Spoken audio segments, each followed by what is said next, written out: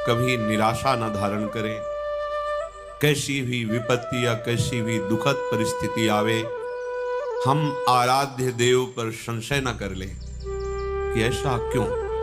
प्रभु की शरण में है तो इसलिए बहुत कम करके हमें विपत्ति, दुख, संकट आदि जो प्राप्त हो रहे हैं उनमें भी कुम्हार की मटकी की तरह ऊपर से पीट रहे हैं पर अंदर से पूरा हाथ का सपोर्ट दिए हुए। तो जो भी घटना, परिस्थिति, संकट, विपत्ति आती है, हमें निराश नहीं होना। जितनी श्वासें हैं, हर कष्ट सहते हुए प्रियाजू के चरणों में समर्पित करना, इसका निश्चित फल होगा प्रियालाल की प्राप्ति।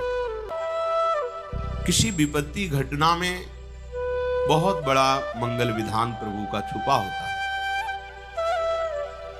बड़े बड़े भक्तों के जीवन चरित्रों को जब पढ़ा गया, सुना गया और समझने की चेष्टा उनके चरण कृपा प्रसाद से की गई, तो यही समझ में आया है कि उद्देश्य की प्राप्ति के लिए अब दुख सुख की परवाह नहीं करनी।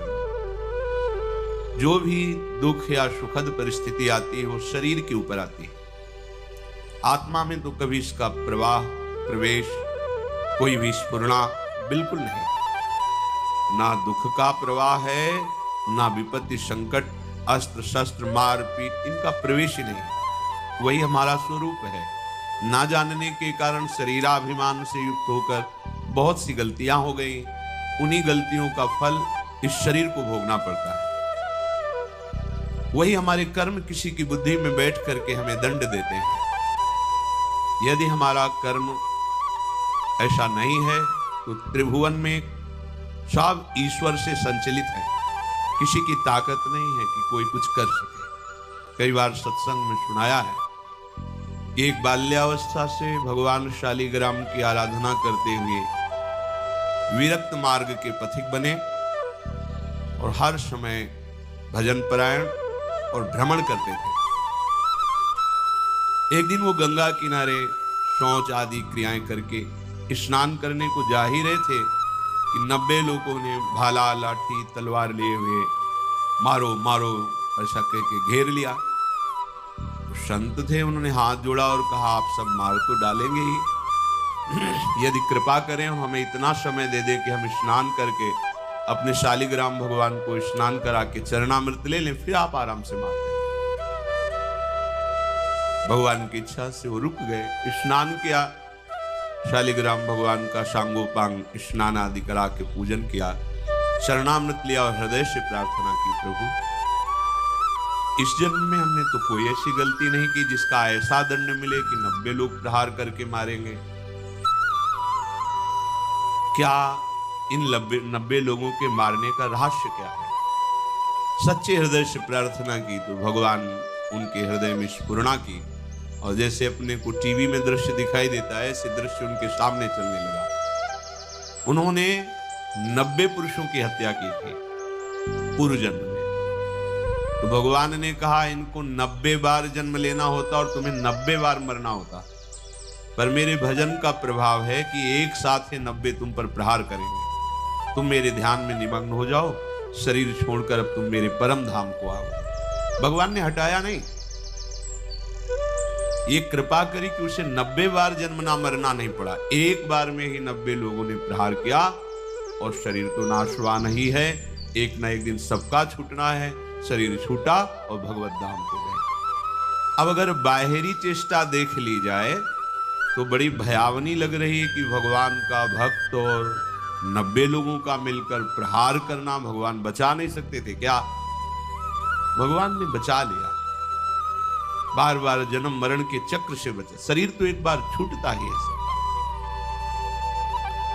बड़े महान सत्यवादी भगवत भजन करने वाले प्रताप राय जी की बहन उनके समीप आई कि आपके बहनोई की दशा बिगड़ चुकी है, बहुत औषधियां दिलाई पर वो मरणासन स्थिति में है। मुझे विश्वास है कि अगर आप कह दोगे तो फिर हमारे पति का जीवन बच जाएगा, नहीं तो बिल्कुल मरणासन, आप चलिए।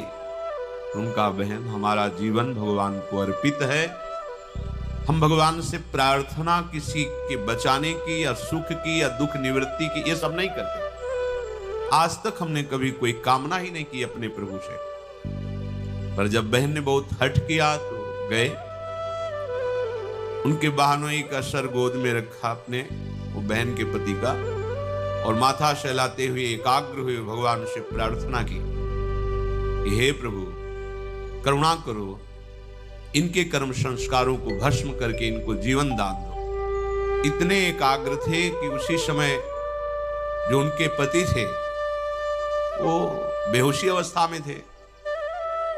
तो देखा कि भगवत पार्षद आए और उनसे कहने लगे कि अब तो हम तुम्हें नहीं प्रभु के पास ले जा पाएंगे, क्योंकि इतने महान भक्त ने संकल्प कर लिया है। तो वो रोकर भगवत पार्षदों से प्रार्थना करने लगे कि इतने जन्मों से मैं साधन भजन करके यही मांग रहा था कि अपने प्रभु से मिलूं, और आज मेरे मिलने का समय आया है। तो प्रताप राय भक्त होते हुए ऐसा कैसे कर सकते हैं कि भगवत मिलन में वो बाधा डाल दें। भगवत पार्षदों ने कहा भगवान अपने लाडले भक्त की इच्छा की पूर्ति निश्चित करते हैं, उनका नहीं नहीं ऐसा प्रताप राय नहीं कर सकते। और ये बात उनकी पत्नी ने भी और प्रताप राय ने भी ध्यान में देखी। तत्काल शुद्धि आई बाहर, उनका नहीं नहीं प्रभु बिल्कुल नहीं, इनकी बिल्कुल रक्षा नहीं करनी, बिल्कुल नहीं। भगवान से मिलन का अवसर आया है, अब बिल्कुल स्वस्थ करने की जरूरत नहीं। अब आप, ये बात बहन ने भी देखी, उन्होंने कहा हाँ बिल्कुल नहीं, अभी तक हम अज्ञान की धरा में चाह रही थी कि इनका शरीर स्वस्थ हो और ये मेरे पति हैं, मैं सुखपूर्वक जीवन व्यतीत करूं। और आज मुझे पता चला कि भगवान का विधान बहुत जन्मों के बाद आज मिलन का हुआ है, तो हम अपने सुख के लिए इस भगवत मिलन में बाधा नहीं डालेंगे। अगर भगवान ना बताते तो कैसे कोई रहस्य समझ पाता। ऐसे ही अपने लोग हैं, अपने लोगों के ऊपर भगवत कृपा है। अब जो भी विधान हो रहा है भगवत कृपा से युक्त हो रहा है। कहो सो कहां जहां प्रभु नाही, कोई ऐसा स्थान नहीं जहां प्रभु ना हो। तो उनके होते हुए हमारे को जो शारीरिक दंड, जो वाचिक दंड, मानसिक दंड मिल रहा है, वो मुझे पवित्र करने के लिए मिल रहा है। अगर उस दंड विधान में शरीर भी छूट जाता है तो राधा राधा हमें श्री जी की प्राप्ति होगी। शरीर तो छूटना ही है, आज या कल छूटना ही है। निराशा या भक्ति मार्ग में उत्साहहीनता, ये बिल्कुल ठीक है। कोई संशय प्रवृत्ति आ जाना कि अगर भगवान का भजन करते भगवान होते, तो ऐसा नहीं, बिल्कुल नहीं। बहुत कृपालु भगवान है, उनका जितना विधान है वो बड़ा कृपामय होता है। अपने को केवल प्रभु के चरणों में समर्पित करना, शेष बात वो देखें। ऐसा कभी न सोचे कि भजन करने का फल है कि शरीर निरोग रहे, विपत्ति ना आवे, संकट ना आवे। ऐसा नहीं है। जो हमारे शरीर की रचना जिस कर्म से हुई है उसको वैसा ही भोगना पड़ेगा। भोगने की सामर्थ्य और उससे बेपरवाह होना, ये भजन का फल है। भोगने की सामर्थ्य और उससे बेपरवाह होना, ये भजन का फल है। और शुद्ध भजन का स्वरूप अपने प्रीतम के चिंतन में डूबे रहना है। आज या कल मृत्यु निश्चित है। इन सब बातों को लेकर हृदय में किसी भी तरह का प्रश्नवाचक चिन्ह शरणागति पर खड़ा कर देना, ये परमार्थ के लिए बहुत बड़ी बाधा होगी। भगवत कृपा हर समय हमारे हृदय में उल्लास पैदा करती रहती है। चलो आगे बढ़ो, पीछे हटने की, निराशा करने की कहीं कोई गुंजाइश नहीं। अमंगल नहीं है, यहाँ प्राण निकल जाना भी मंगल है। ये तो निकलेंगे ही, आज नहीं तो कल निकलेंगे। दुर्दशा तो होगी इस शरीर की, आज नहीं तो कल होगी। पर दुर्दशा होते होते हम ऐसी दशा को प्राप्त हो जाएं कि भगवत स्मरण न छूटे, प्रभु का चिंतन न छूटे। इस आसुरी बुद्धि का त्याग करें। जो अज्ञान से युक्त हैं, जिनका ज्ञान ढका गया है, वो ऐसा सोचा करते हैं आज ये हमने लाभ प्राप्त कर लिया, कल मैं ऐसा भी लाभ प्राप्त करूंगा, ये कमाया वो कमाऊंगा, इतना धन एकत्रित हो गया, इतना और कर लूंगा और परम सुखी हो जाऊंगा। मैं एक शत्रु को परास्त कर दिया, अब उनको भी परास्त करूंगा, मैं शत्रु रहित हो जाऊंगा। मैं ईश्वर हूं, मैं स्वामी हूं, मेरे पास इतना धन है, इतना जन है, मैं